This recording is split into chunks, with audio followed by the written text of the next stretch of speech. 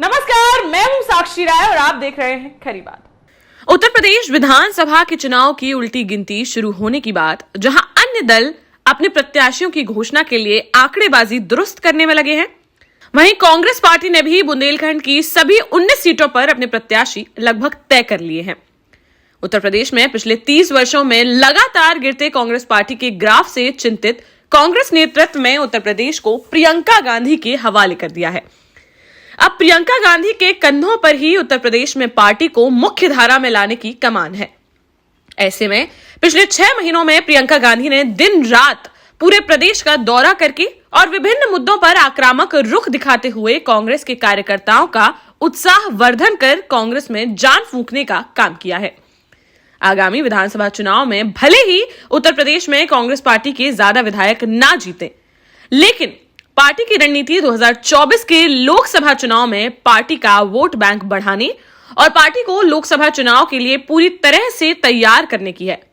पिछले 8 सालों में देश की सत्ता से बाहर रहते हुए कांग्रेस पार्टी यह अच्छी तरह से समझ चुकी है कि उत्तर प्रदेश में पार्टी को मजबूत किए बिना केंद्र सरकार में वापस आ पाना असंभव नहीं तो मुश्किल जरूर है। इसी रणनीति के तहत पार्टी की सक्रियता बढ़ाने और विधानसभा चुनाव में पार्टी को मजबूत दिखाते हुए वोट बैंक बढ़ाने की मंशा से प्रियंका गांधी ने सभी सीटों पर अपने बड़े नेताओं को या उनके परिजनों को प्रत्याशी बनाने का फैसला किया है। चुनाव में जीत हो या हार, इन नेताओं से मजबूती से चुनाव लड़ने को कहा गया है। पार्टी ने अपने राष्ट्रीय स्तर के नेता और लोकसभा राज्यसभा के पूर्व सांसद बृजलाल खाबरी को उत्तर प्रदेश के बुंदेलखंड में विशेष जिम्मेदारी सौंपी है, जिसके चलते उनसे स्वयं ललितपुर की मेहरौनी विधानसभा सीट से चुनाव लड़ने को कहा गया है।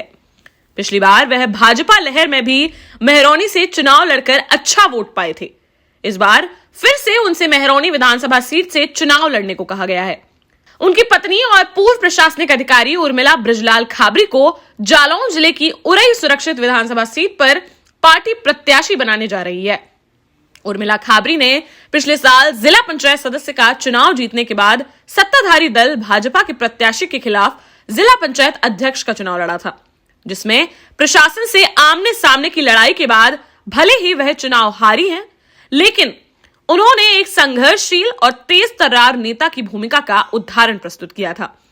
पूर्व में उनके समाजवादी पार्टी में शामिल होने और समाजवादी पार्टी से चुनाव लड़ने की खबरें सामने आई थी, लेकिन प्रियंका गांधी से निकटता के चलते उर्मिला खाबरी अब कांग्रेस के पाले में है। वह उरई सुरक्षित विधानसभा सीट से चुनाव लड़ने की तैयारी कर रही हैं। जालौन जिले की ही कालपी विधानसभा सीट से 2017 में चुनाव लड़ी उमाकांति सिंह के पति सुरेंद्र सिंह सरसेला इस बार कालपी सीट से कांग्रेस के प्रत्याशी हो सकते हैं। इसी जिले की माधवगढ़ विधानसभा सीट से पिछली बार पार्टी ने ब्राह्मण को चुनाव लड़ाया था। इस बार भी पार्टी किसी ब्राह्मण प्रत्याशी को चुनाव लड़ाने की कोशिश में है। इसके लिए अन्य दलों के किसी असरदार ब्राह्मण को पार्टी में लाने की तैयारी की जा रही है। ललितपुर जिले में ललितपुर सदर विधानसभा सीट पर पार्टी पूर्व केंद्रीय मंत्री प्रदीप जैन आदित्य की धर्मपत्नी को चुनाव लड़ाने की कोशिश में है, लेकिन प्रदीप जैन अब तक इसके लिए तैयार नहीं है। ऐसे में वहां सुनील खजुरिया को प्रत्याशी बनाया जा सकता है। ललितपुर जिले की सुरक्षित मेहरौनी विधानसभा सीट से पूर्व सांसद बृजलाल खाबरी लगभग फाइनल प्रत्याशी हैं। झांसी जिले की झांसी सदर सीट पर पिछली बार पार्टी ने सपा गठबंधन के सहयोग से राहुल राय को चुनाव लड़ाया था। इस बार पार्टी झांसी सदर सीट में ब्राह्मणों के बाहुल्य को देखते हुए यहां से किसी ब्राह्मण प्रत्याशी को चुनाव लड़ाना चाहती है। इसके लिए पूर्व में प्रत्याशी रहे राहुल राय की पत्नी जो ब्राह्मण है, उनका भी नाम चल रहा है, लेकिन उनकी सहमति से ही पार्टी राहुल रिछारिया या अरविंद वशिष्ठ में से किसी को प्रत्याशी बना सकती है।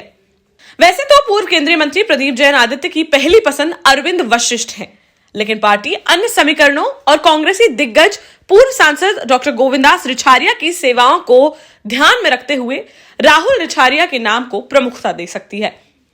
झांसी जिले की बबीना विधानसभा क्षेत्र में पूर्व जिला पंचायत सदस्य बलवान सिंह यादव की दावेदारी काफी मजबूत दिख रही है।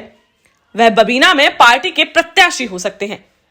झांसी जिले की गरौठा समतर विधानसभा सीट पर लंबे समय से पूर्व मंत्री और कई बार के विधायक राजा रणजीत सिंह जूदेव चुनाव लड़ते रहे हैं, लेकिन उनकी बढ़ती उम्र के चलते अब वह स्वयं चुनाव लड़ने के इच्छुक नहीं है।